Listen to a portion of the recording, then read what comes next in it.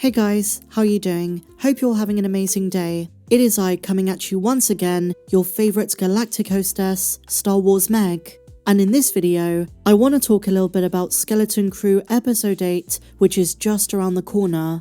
In a couple of days we have the last ever episode. This has been such an amazing show. In my last video on the subject, I spoke about Jod's motivations, how he was probably once upon a time a survivor of Order 66. How his trauma, his sense of lost childhood were all motivating factors for his anger, why he lashed out, and his specific choice of words. But today, my dear friends, we're focusing on the Supervisor. They've truly kept us waiting until the last episode to find out his identity, but we did get a massive clue from his voice in episode 7. Over the last few weeks, I've had a ton of theories as to who the Supervisor is, including the question of if there even is one anymore. But since the most recent episode, and as we approach the season finale, a few of you in the comments have asked me, Meg, what is your updated theory? In light of the events of episode 7, what do I think is the true situation with the Supervisor? So let me explain where my head is at. Like I said in my breakdown, Stephen Fry was the voice of the Supervisor in the most recent episode. When Jod pretended to be a Republic emissary, the voice of the Supervisor came on, telling everyone on Atatin to suspend mandatory work. When Jod is taken down to the vault, he requests to see the Supervisor, one of the droids goes off, and well, we still haven't seen him. But now that Jod has the kids and their parents cornered, lightsaber ignited, one of two things needs to happen. The first possibility is Jod backing down, and the second possibility is someone comes to save them. And this is what I want to explore today. If there is a physical, real-life Supervisor, if he's not long dead, is he gonna swoop down and save the parents and the children? And if so, is it Rennod? Contrary to popular belief, is he still alive? And if so, are we gonna see a Peter Pan-like saber fight between Rennod with his sword and Jod with a lightsaber? This would be absolutely insane, and this would confirm the theory that Rennod, when he landed on Atatin, took the position of Supervisor, enriched himself, and took control of the Old Republic Mint. I don't necessarily know if this is going to be the case. It would probably be the most straightforward answer, and it also tells us he uses automated messages from the previous Supervisor so that no one suspected anything was wrong. The second theory is that one of the parents is a Jedi, or at least knows how to use a lightsaber. Imagine if, I don't know, Neil's dad comes swooping in to save his wife and son, as well as the other kids and parents, and has the most insane fight with Jod. I think he's the only parent who isn't in this scene. Or alternatively, we still don't know what happened to Wim's mother. Some have theorized she was punished because maybe she escaped the barrier, or tried to, maybe she was a Jedi.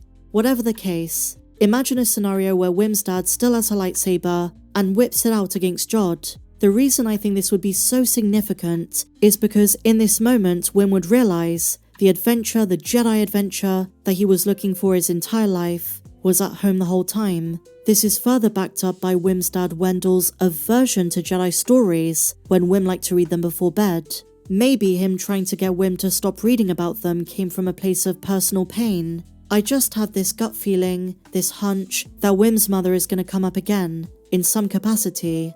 I guess the only logistical problem with all of this is Atatin's been hidden for hundreds of years, so there hasn't been an active Jedi there probably since the High Republic. But you never know, they might still have their lightsabers. Another theory, my dear friends, is that the message the parents sent out was intercepted by other forces. Maybe Luke Skywalker, maybe the New Republic, and so there might be a cameo in episode 8. Someone tries to come to their rescue. Although I don't know how they're going to do this without the help of a ship like the Onyx Cinder. There is of course this frame that we haven't seen yet, which seems to imply the children and Wim's dad are trying to run away from the situation. Maybe Jod.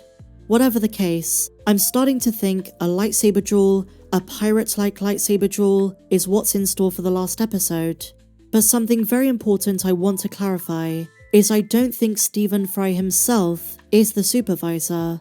The automated messages he recorded years and years ago are still being used, but who's really in charge of Atatin is a big question mark. I do still hold on to my theory it could be nobody, that the droids are running the show, but I can't help but feel there's a reason they've been hiding the true secret throughout the entire show, and when we come face to face with him, it might be a real shock. To complicate things even more, One of the people who could really help them in a situation like this is out of action, SM-33. All those years ago, why was the droid buried with the ship? If Rennod survived and became the Supervisor, why didn't he keep the droid? And there is still a chance Atatin is secretly funding the Imperial Remnant, what is going to lead to the First Order, but whatever the case, it's certainly going to be someone sinister. Whether it's Rennod, an Imperial, whoever else, they don't have the best interests of their citizens in mind. And then there is the question, what is going to happen to Atatin after this season is done? Are they going to join the New Republic? Are they going to remove the barrier and become united with the rest of the galaxy? The only problem with this is it would signal bad news for what's coming further down the line. As Thrawn is back, we know Atatin is near Dathomir and Mandalore. Is this going to leave them vulnerable when the New Republic versus Imperial Remnant war begins? There's so many different avenues they can go. But going back to the Supervisor, as we know, Skeleton Crew is great at foreshadowing. There's a lot of visual poetry. I believe something from episode 7 has already told us the Supervisor is not who we think. And it really is going to be a Wizard of Oz situation. When KB and the kids captured Brutus in the Onyx Cinder's grapple, KB uses a vocal modulator to change her voice. While this had nothing to do with the Supervisor situation back home, what if it was a subtle hint? Just a bit of foreshadowing? What if that's exactly what's going on Atatin? The real Supervisor is someone vulnerable, someone who hides behind a facade, someone who is hiding behind that position of authority. It was just a little something I noticed the second time rewatching it.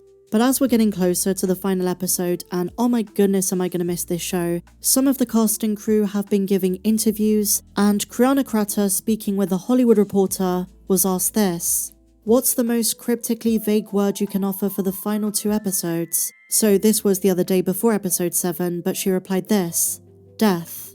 A very ominous tease. I'm hoping she was just talking about Brutus. Considering this is a kids show, a show aimed at children and families, I don't see them killing off any parents, definitely not any children. If anyone's gonna die, I think it's gonna be Jod, in a lightsaber duel. But I would say, other than Andor's first season, this has been the most fun show to cover. You guys have been amazing in the comments with your theories and speculation, and I just want to thank you for being part of this amazing journey covering this show, allowing me to share with you my love for Star Wars. It's just been incredible. I'm going to miss this show so much. But do not fret, because I'm still going to be doing daily videos, and after Wednesday, it's only 3 months until Andor Season 2. I'm still going to be doing my coverage, my breakdowns, my reviews, all the stuff you love. So, if you've not done so guys, make sure you subscribe. Thank you so much for watching, and may the Force be with you, always.